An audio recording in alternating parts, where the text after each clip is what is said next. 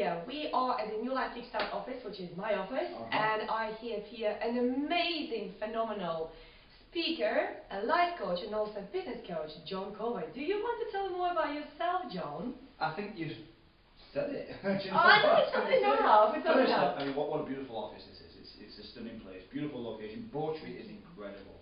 Thank So, you. you know, beautiful. But yeah, so I mean, I think that you've kind of said it really. Life coach, business coach. I just help people to find out what it is that they want. And I've kind of dubbed it as a success coach, really. So we find out, you know, what do you want in your life? What success do you want to bring in your life? What success do you want to bring into your business? And we'll put them together because they've got a lot of crossovers. And if you're unhappy in your life, you can guarantee that's going to affect you in your career or your business somewhere, and vice versa. So it's helping people really identify what it is that they want. I like that. You see, the theme of my podcast is get inspired and motivated. But before we go into that whole thing, I'm really curious about people as personalities. Because all of us, we do what we do, and very often people say, who you are, what do you do? But it doesn't tell what the personality is like. Sure. So if I will ask you, who is the true Jon? Who is the true what Jon? What do you like? What do you like as a human being, as a husband, as a father, as a man? What are you in life? I think that, like, exactly this person, I think that it's something that I've probably maybe worked hard on over the years, because I think that it's very easy for you to dull your shine so that you don't sparkle someone else's, like you don't blind them with your brightness. And I think it's very easy for a lot of people to do that. So I have tried to make sure that I try and be as real Jon as possible. Aww. I think that there's a phrase that's been thrown around, certainly in the personal development world, for a long time, which is fake it till you make it. Haha, that's true. And I get that. You know, maybe, I don't know, if you go back to the 80s and 70s, maybe. I wasn't born yet. No, well, I was, yeah, just. But I get why that kind of ethos would have kicked off back then, because you had to fake it to a degree to make it. You know, that you didn't have social media, you didn't have all these channels. So I understand it, but I think that it's the wrong term. I think people, they don't understand it fully, and I think that the better term is to act as if you are that person. I love that. Yeah. Act as if you are living the lifestyle. And so it's not about changing you, it's about becoming more of you. Love that. Yeah. Love that. That's beautiful. So what are your hobbies? What are your likes? What, if people will describe you, okay, this is Jon, he's phenomenal. But what you like to do is, I don't know, sleep till late, being lazy, watch television. Well, the first thing is sleep. I think sleep's a waste of time. I don't really. So you don't sleep at all? I sleep very little. So Okay. 5 hours, 5.5 hours. I think any more than that, and I feel tired. It actually works in reverse. Yeah. Now, I mean, don't get me wrong. I understand sleep's got a massive. It plays massive benefits. It's really important to get rest and recover, but I think it's about understanding yourself. Yes. For me, do you know, I try to explore in lots of different things, but my core, so I love the gym. I love working out and doing that kind of stuff. Hitting the gym. I've recently discovered go-karting. Oh my God! I love go-karting. It's incredible. Yeah, absolutely. Just. I love it. I mean, that's a workout in itself. Yeah, you know, you're going to fight, and it's like, yeah, I need to allow. I feel like you were shaking for last hour. It's an incredible workout. But stuff like that, socialising. You know, I'm very communication strong. Yeah. And so I like getting out and meeting people, spending time with others. It's just I love that kind of stuff. I think that it's fascinating just listening to people and communicating and listening to what their thoughts are on things, and not necessarily judging people on that or even trying to correct them on it. It's just nice to know other people's thoughts and feelings and things like that as well. Movies, films. I'm a massive film fan. You know, I should have probably been a film critic. Maybe I was in a different life. Maybe you can. Maybe I can. Maybe you still can. Well, I mean, I had, as from being an early age, and I don't know the number, I don't know the age, but from being an early age, one of my passions was to be an actor. Oh wow. Yeah, always was. And I actually always remember my parent, well, my mum especially, saying, "Oh, Jonathan, it's a pipe dream." Now, how many people out there have had a parent or some authority say to them it's a pipe dream? Do not listen to them under any circumstances, even if it's your mom, because that probably caused me a lot of stoppage. You know, it blocked the path for that, because I did drama GCSE. I wanted to be an actor. I did a few auditions, and it never materialised to anything, so I stopped. I could see you as an actor. Yeah. Oh. Well, the funny thing is like, oh God, what? trying to think of years. I forget the numbers now, but I didn't do anything in that film sector for such a long time. I left school, got a job, did a few different things. A society. Yeah, as a society goes, got married, had a couple of children and stuff, and I never ever even thought about the acting career. And then just through different circumstances, I got an opportunity to get into a film, and so I've been in 4 films now. There we go. There we go, So yeah. you are an actor. So I'm an actor. I've got my own IMDb page. Let's start again. So, welcome to New Latte Stars. We are here and I'm talking to Jon Covey, who is not only life business coach and success coach altogether. He's also an Also an actor. actor with his own IMDb page. Wow. Yeah. How phenomenal is that? Wow. Wow. So yeah, and I think that what I realised with these acting roles is that it's not as glamorous as you see in Hollywood. There's a lot of sitting around and doing nothing. But it was fascinating, it was good. I mean, one of the films that were going on to do amazing things. It sold out in all the local Tesco stores and Asda and stuff that were sold out. It was a big film that had got a lot of people behind it, and it pushed it really, really well. It went on to win several awards at the Cannes Film Festival. Beautiful. It did incredible, and I was in the opening scenes as well, so I had a nice part in that film, which was fantastic. I was a zombie, which is great. But I think that for me, film has always been a real part of my life. Yeah. You know, like I loved it, and whether that was a way that I escaped, I don't really know why I kind of I don't know why I embedded myself into film so much. I just found it so fascinating, and it's been a real part of my life all the way through it. So yeah, I never knew. Yeah, most people don't. Most people don't. Yeah. It's fascinating. I feel like I need to take your autograph now. Get a hell on. Like here, no, wash my hands. Wow, that's fascinating. You see, I'm very glad you actually mentioned that, because what happened there, you were dreaming about it, but you were taught not to, totally. not to chase, not to go after. Like many of our listeners actually will be told by somebody else as well, whether it's their parent, maybe their manager, their work, or could be also their partner. They're told not to chase their dreams because of some medical reason. Exactly. It's a bad dream for your mom. But was it your mom's reason, or was it the true reason? That's a good question. I think that parents do a lot of things that is going to ultimately screw people over. Let's not mention these but they do it. Yes. They do the best that they can with what they know, and I think that's the thing that really happens. I think that it's usually the innocence that causes a lot of the issues later in life. And an example I often use, and it's not this is not my teaching, it's somewhere else, and I forget where it's from. But I always remember that, like, as a parent, and that child comes home from school and they've got that painting. Now, even if that painting's terrible, what do you often tell that child? You'll say, it's amazing, let me put it on the fridge so that everyone can see it. Well, what we're really doing there is we're saying to that child at an early age that the only way you can feel validated in life is if you have something really impressive to show people. Yeah. And that child grows up actually thinking, well, I need the flash car, I need the money, I need the job, I need the status. There we go. And all of a sudden they're never satisfied. And something as innocent as that parent saying, this is incredible, let's show it, which was done purely because they wanted to show support, has screwed that child up for a long time in their life. And I think that a lot of the time we all do this without being aware that this is what's actually happening. That's true, but have you thought about the other downside when actually parents looks at the picture and says, what it's supposed to be? And child says, it's supposed to be a house. Mum, it's a house, can you see the house? And you go, that is such a crap painting. Do you think the house looks like that? Of course. And what child feels like then? Yeah, I totally agree. I think that I'm not good enough. Well, this is where I think that there's a big area for improvement in education. It's not about necessarily criticising the child, it's about criticising the method. Do you know, so rather than saying, oh, what is it that you were trying to achieve? Let's have a look. Is there different ways that we could go about this? This is really good. I really, you know, that the effort that you put into this is fantastic, we can see. But, you know, could we get better? Or what could we change something? You know, what could you improve on? And doing that kind of self-audit in anything that we do is fantastic. You go out and you I don't know, let's say you work with one of your clients and you've done a really good job with them. Could you do it a bit better? Of course you can. You can always do better. So I question myself every time. What next time I can do different? So imagine if you sat down after every coaching session that you had, and spent just 10, 15 minutes doing a bit of self-analysing, saying, do you know what went well? What could I do better? What talent did what's my natural talent that I didn't apply? That I could have maybe actually put a bit more in there. Yeah. And I often say to people, listen, if you can just try to improve the thing that you do just by 1%, if you do that 100 days in a row, you've improved by 100%. I see what you mean. And that, you know what, it really speaks to me, speaks to me.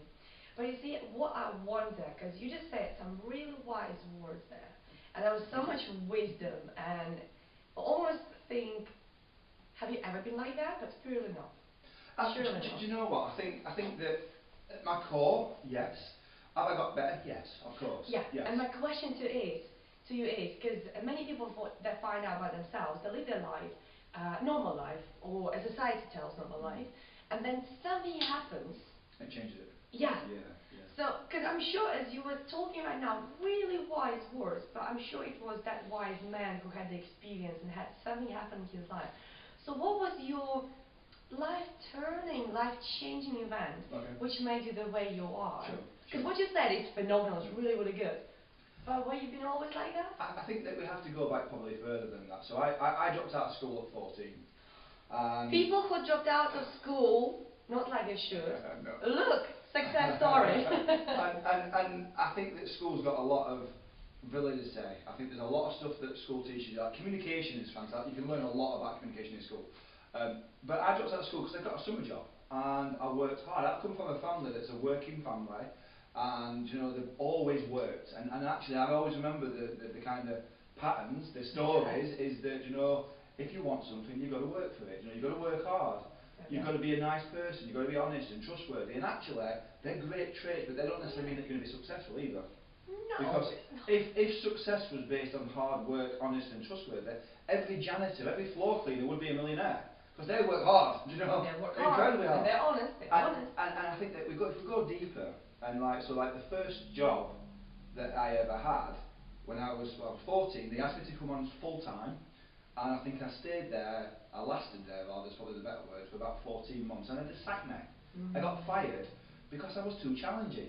So even at an early age, I'm looking, I'm saying, why are we doing this? And they said, well, because that's what we told you to do. I'm like, yeah, but why? No, can we get it better? Can we improve it? Can we streamline it? Can we make coach was there. The coach was probably there all along, yeah. And I wasn't even aware that's what I was doing. But and that followed in everything that I did. And actually for the next, I don't know, maybe 3 to 5 years, I got really good at getting sacked from jobs because I just challenged everything. Why are we doing it this way? Can we do it better? I've got a better way. And I think maybe at heart, I'm probably a little bit lazy. And I think that if you, I remember, I'm sure it was Bill Gates who said, if you want the job doing the quickest, give it to the lazy person because they'll find the easy way to do it. And, I love that. And I think actually maybe I was a little bit lazy at heart, and so I was looking for the easy way of doing it rather than doing it the way that they wanted. Maybe that's what it is. Just by default, and well, not default, I suppose, but by complete accident, I ended up at a door-to-door sales business at 20 years old. And you talk exactly. I mean, like if you're serious about business, and this is true. Anyone I feel who's serious about wanting to get into business, go and spend 2 years knocking on doors, because it'll give you the work ethic, it'll give you the attitude, it'll give you the thick skin, it'll give you all the tools and the attitude, especially to be a success. And I think that is you talk about turning points, that was the turning point for me. So we went in there completely, you know, open-minded, and we were, like within a year I was making football salaries from knocking on doors selling energy. But it was very driven around personal development, and so that's when I really kind of got into personal development at quite an early age, 20 years old. And I remember the first book that I read was actually Stephen Covey. So non-related, well, not that I'm aware of. We've got the same hairstyle. Double so maybe, check. The 7 Habits of Highly Effective People. And that book was remarkable, but too much for a 20-year-old. For me, I'm from a blue-collar family, you know, like salt of the earth kind of people. And it was too much for me. I didn't understand a lot of the stuff. I mean, it talks a lot about paradigms, and I didn't even know the word. I couldn't even pronounce it. You know, I always said, oh, you need to, like, people's talking to me, like, I'm training people in sales, and I'm saying, do you know what? It's not the people, it's not the doors, it's your paradigms. I didn't even know what they were. And they're saying, what's a paradigm, John? Like, you know, it's your mindset, it's your belief systems. And I'm telling people, like, listen, it's not the doors that's the problem, it's your paradigms.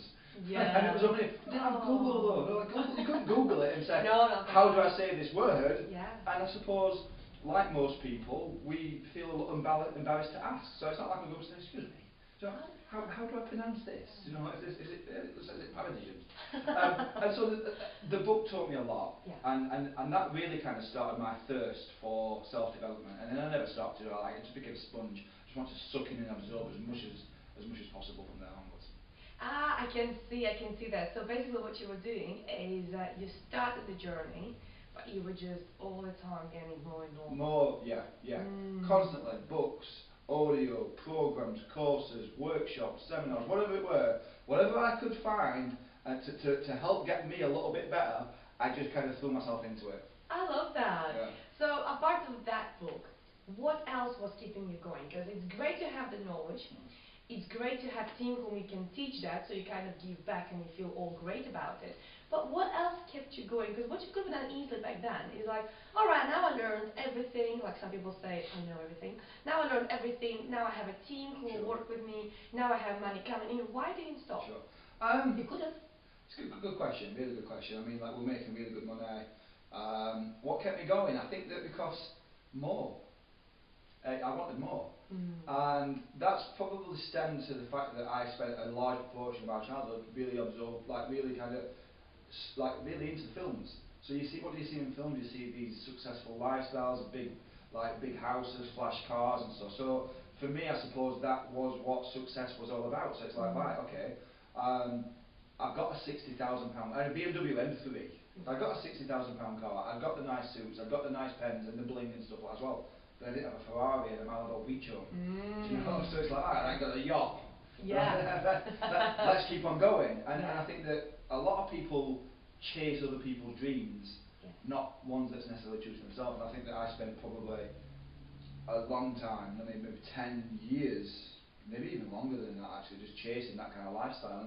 And I've not got a yacht, I've not got a Malibu beach home, but as a result of the journey, I've been very fortunate in the sense that I've built businesses, some's failed, some's worked really well, and I think that that time served is where the real value comes, because of the fact that I've run I couldn't even tell you, probably 10 different businesses that failed. Exit one, sold one, merger business. But for the most part, a lot of the businesses originally failed, and I was constantly blaming the business and saying that, oh, well, the market's not ready, or this is not right, or it's this and this and this. And at its real core, if I'd have gone back to when I did the door-to-door sales business, what worked really, really well, the thing that worked really, really well was not the product, was not the team, was not the actual offering or the office, it was me. Love that. And I realised actually, for things to change, I needed to change, because I got into this mindset where, well, it's not my fault, you know, it's their fault, or it's his fault, or it's that. And so it was almost like a hard reset to go back. But it's so hard to do it on yourself. Because when you work with your clients, I'm sure you can do it with your clients straight away. Your business doesn't go because you don't grow, or you have these issues in the business because of you and all the rest. Yes. But doing it to yourself, well, that is so difficult. Very true. I mean, I often said that to the clients that I'm working with. You know, it's the things that we do is actually quite simple, but we make it hard. There we go. And the thing is the reason why we do it is because a lot of the time it's easy to do it, and because it's easy to do it, it's also easy not to do it. Yeah. And that's the real problem there for people, is that we know what we should do, we just don't know what we don't do what we know, and it gets really, you know, it gets challenging. And I think that, like, we know as human beings, when you're doing something, you know whether it's right or wrong. Yes.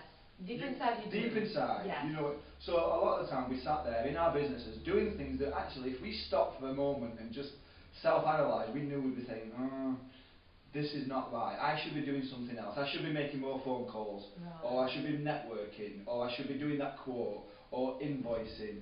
I shouldn't be sat here on Facebook scrolling through everyone else's perfect life, thinking, oh, they've got another new car, oh, look at them with the new office, oh, they've just recruited. It's so easy to judge, and I think that, and I don't know who said this, but you know, comparison is the thief of all joy. I love that. And that's what we do in society, is become very, very obsessed with everybody else rather than them. But then, people need to compare. We are grown with the mentality of being compared all the time.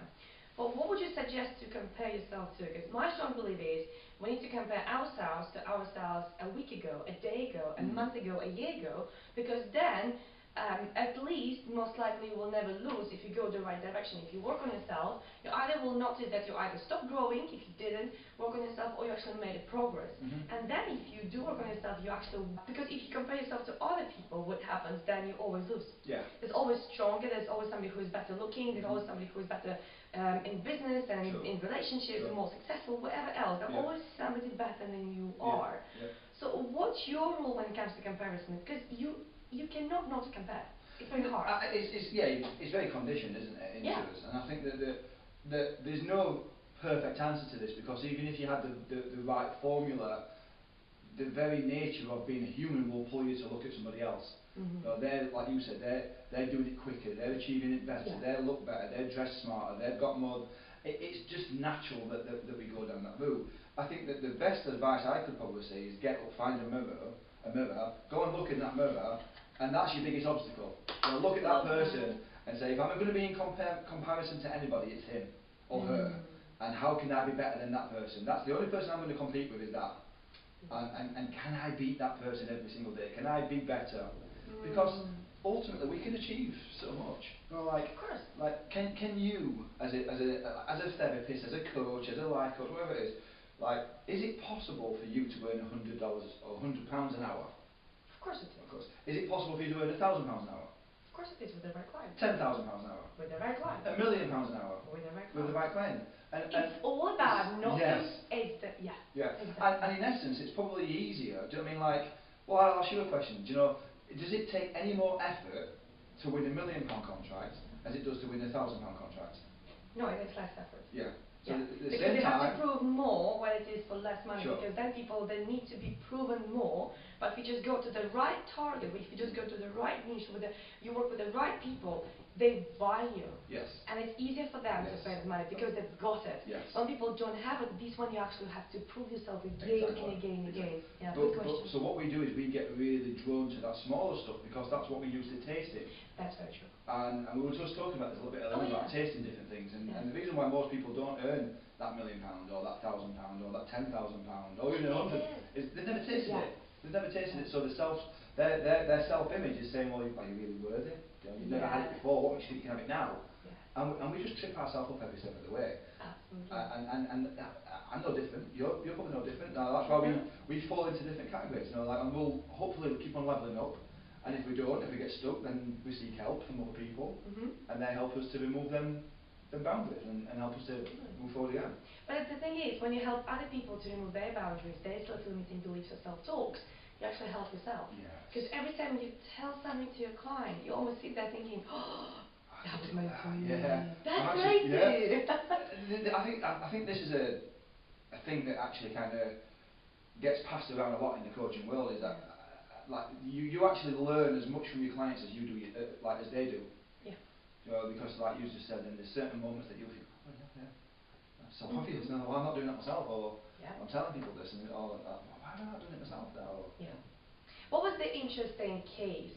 For example, to give you an example, in my life, it was a client who actually came to my office to hear. She was sitting in your chair, and she told me, this actually when I also, or what should I say, kicked me to end up my previous relationship, because she told me literally, detail after detail, almost like described my daily life in my relationship, but 17-year-long ones.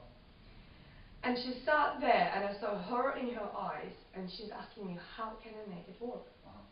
And in my head, I was thinking, Olga, get out! It was just, get out! Somebody sitting in front of you, telling you that lasts for 17 years. How many more years do you need? Sure. That was just life-changing thing for me. But I think we are so blessed and so lucky working with other people, so we not only teach them, we teach ourselves. And we see these amazing examples of how it can be, so actually we can improve our lives. So what was your aha moment from your client, or your big thing which you understood, or it was revealed to you through your client? What was it? Interesting. I think that it's a really good question, by the way. That I think that we do learn so much from others. I mean, I've worked with a company. So, for example, this particular company, when I first started working with them, they'd got around 17 staff. And through the duration, and this is not obviously all reflected upon myself. I was just doing some training with them.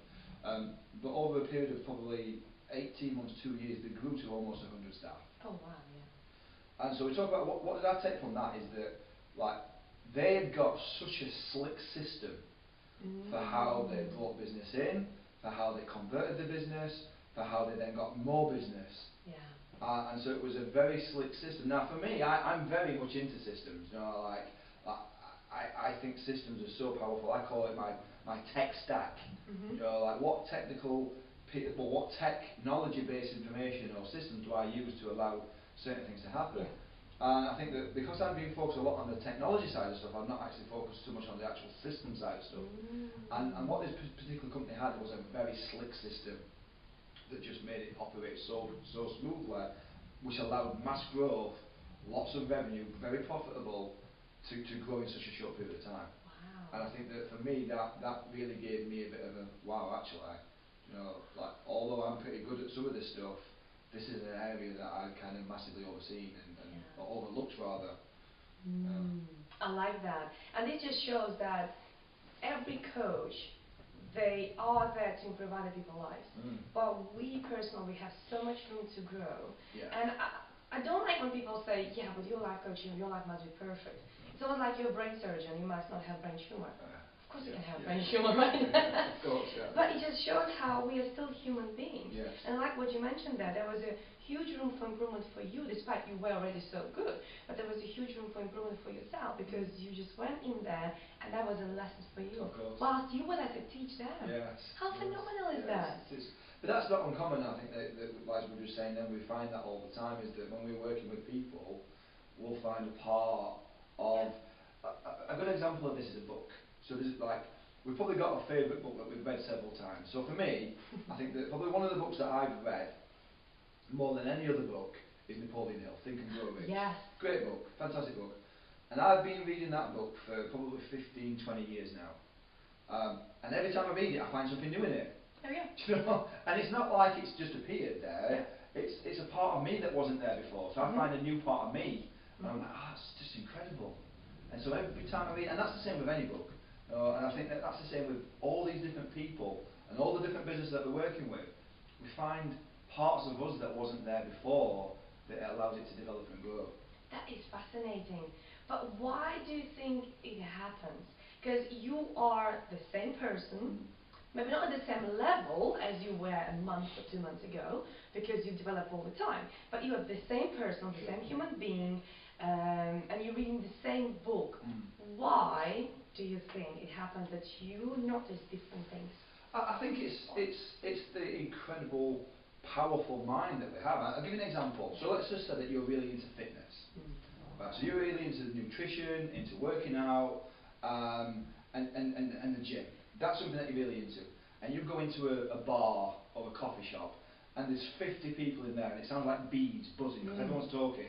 This is how sophisticated we are as a human being. You can pick someone out at the other side of the room talking about the gym. And you'll hear every word that they're saying. Bang, you're connected to it, aren't you? Yes.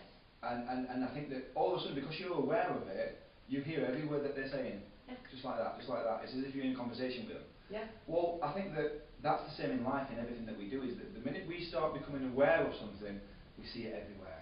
The car's the example. You're going to go and buy a new car. Yeah. I'm going to go and buy a Porsche. Or I'm going to buy a Maserati because they're a little bit more rare. Not everyone's got one. The minute you start thinking about Maserati, all of a sudden, everywhere you look, everyone's got a Maserati all of a sudden. And you think, I don't want a Maserati, because everybody's got a Maserati. And this is exactly what happens, I think, that with development, with personal development, with coaching, with all these things, once you become aware, you start to see it everywhere. Now, there's a flip side to this. That's true. We discussed earlier. Yeah, totally. So this flip side is, like, let's put it to the test. Driving. You drive? I do. Okay. What kind of driver are you? Do you get road rage? I'm a very careful driver. Yeah? Do you get road rage though? Yes and no. Yeah. Yes and no. Yes and no, okay. For the listeners out here, you'll understand what I'm going to talk about here. If you get road rage, the minute you see that arse, that idiot, that lunatic, guess what? They all come out to play. every other car's an idiot. Every other driver's a lunatic. Because you're looking for it. Whereas, do you know, on any given day, you travel around and you've probably got, in any given day, you probably drive past around 4,000 cars. Oh, yes, absolutely. Every single day. But you let that one person who's a lunatic, who's an idiot, ruin that. And that changes your attitude towards it. And then they all want to come out and play with you at the same time. But you see what's interesting there is you get that anger, you get that frustration. Only if you're really running late. Well, when you're running late, anything happens. You hit the traffic. Yes. Because if you're just driving and you're enjoying your drive and everything is okay and you're not even late or you're not even rushing anywhere, you just drive somewhere. Doesn't really matter if you get to traffic. Yeah. You just sit there and you think, oh, it's a traffic. That's alright, what I can do now. I can listen to my music or I can listen to audio. Put an audiobook on, yeah. Precisely, or you can phone sing, calls, affirmations. You're not supposed to use the phone. I was going to say make phone calls. Over the Bluetooth device, as long as you're not handling the phone. Yeah, but then some people are still cheeky. Well, they are, yes. I mean, this is a grey area because I was listening to a report that was happening with the police. It was on Twitter, a conversation actually, not a report, sorry. They were texting back and forth and they were saying about, well, do you know, I only use my phone for a sat-nav. Is that okay? And they're like, yeah, that's fine. Yeah, but I'm still using it. Yeah, but it's for a sat-nav, that's fine. And so the other person saying, well, what about police officers? They use radios. Like, you've got to handle that, you've got to press the button every time. Well, yeah, but that's losing a different frequency, so that's fine. and there's a very grey area there. But that's an action. That's an action. Yeah. You hold your phone in your hand. Exactly, yeah. Yeah. The best advice is just don't use your phone while you're driving. You know, it's not that important that it can't wait. You know, but like I've had some of the most interesting and probably financially rewarding phone calls while I've been driving. In the traffic. Yeah. Because there's no rush. Yes. Because you have the And time. listen, at the end of the day, technology now, you've got your voice assistants. Oh, yeah. You only have to say the name and they'll call whoever you want them to call. Yeah. And so it just makes it easier. That's true. It's utilising time. Oh, I like that. Utilising the time. Do you type or do you speak your emails? Oh no, I type. Yeah. You type. I type. Yeah. What I like to do, I like to speak my emails. Sure. Or messages and then just go back home or to office and I just actually just amend it. That's a good idea. I mean, the problem is that I've got a Yorkshire accent, so you don't always understand. I've got a Russian Yorkshire accent. A Russian Yorkshire accent, that's incredible. I'm sorry, not always Siri recognises that. And sometimes I get some nonsense. What actually I was trying to say there? It's quite funny actually. I had my parents stay over the other week while we went out. We went to Wales, and so we've got my parents to come and sit with the dog. We've got a Labrador. And he likes company. He doesn't sit with you, he sits on you. He's a lovely guy. Interesting. So I put my parents around, and like my house is all connected up with voice assistants. So it's got Alexa throughout the entire house. So it controls the lights, the TV, literally everything.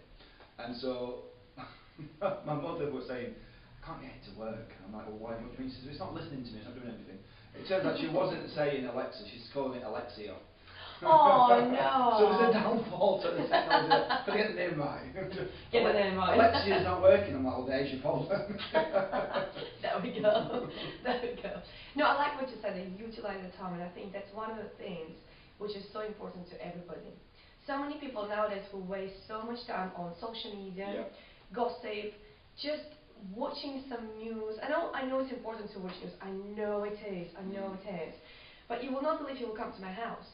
Because I don't even actually have a television in my living room. Yeah. I don't at all. Yeah. Because I don't watch news, I do talk about news if people really want to talk about it. But there's so many people who want to tell you about news.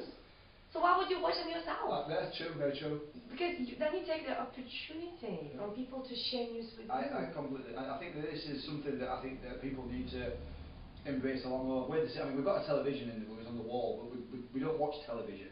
We watch films, or we might watch a box set or something, a season or something. But I think the problem is that, like, let's assume that you're awake for 16 hours a day, and you consume for the most part of that, negativity through the papers, through the radio, through the TV. And then you meditate for 10 minutes in the morning and think that's going to fix everything. so you've got that's a very good point. 15 hours and 50 minutes of negativity and you think 10 minutes of mindfulness and meditation is going to fix it. It's not. So you've got to work really, really hard to combat this. And I think that the thing that's really interesting is that So I'm not a religious person. I'm not against it. I just choose not to be anything really in that sense. But the thing that I find really interesting is that for the first time in history, religious following is at an all-time low. Like Christianity are losing millions and millions of people every single year that's no longer subscribing to that belief system.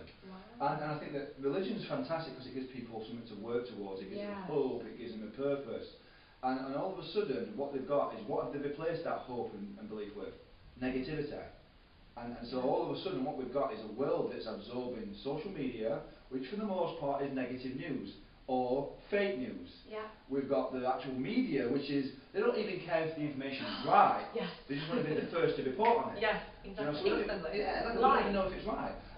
So the media as a whole is no longer there to actually inform you of any information whatsoever. It's there to just startle you. Because if they can get your attention, because that's the world that we live in right now, if they can get your attention, they can make more ad spend. There you go. And so for them it's about startling you to get their attention. And so we're surrounded with all this kind of negativity, and any kind of positivity that we once used to have is dying and fading away at scale. So it's an interesting place, and I think that, like, understanding how much of that is around there, and then comparing that with how much good you're putting in, because it's all right going to the gym, eating right, that's one side, but if you're not feeding this with the right information as well, like, all that other stuff's going to really kind of impact you as well. That is true. You see, what I can definitely recognize here is a person who was working on him so hard, on yourself, personal development, on your business development, on every area in your life, and now is using the time wisely, as you just said, which also is selecting the information which you allow to come into your mindset, as we were speaking before, mindset is everything, which is a very, very interesting topic. But I just wonder, is it a part of you being a coach, or is it just you? Because if it is a part of you being a coach, let's imagine you would be taking away this opportunity to be a coach, and you would have to do something else. And maybe shall we take opportunity of being an actor as well? Okay, we take about both. We take an opportunity for you to be a coach, we take an opportunity from you to be an actor, so you can't do what you do now, who actually is so successful and so amazing person, having all these amazing qualities and what you surround yourself with. What would you do?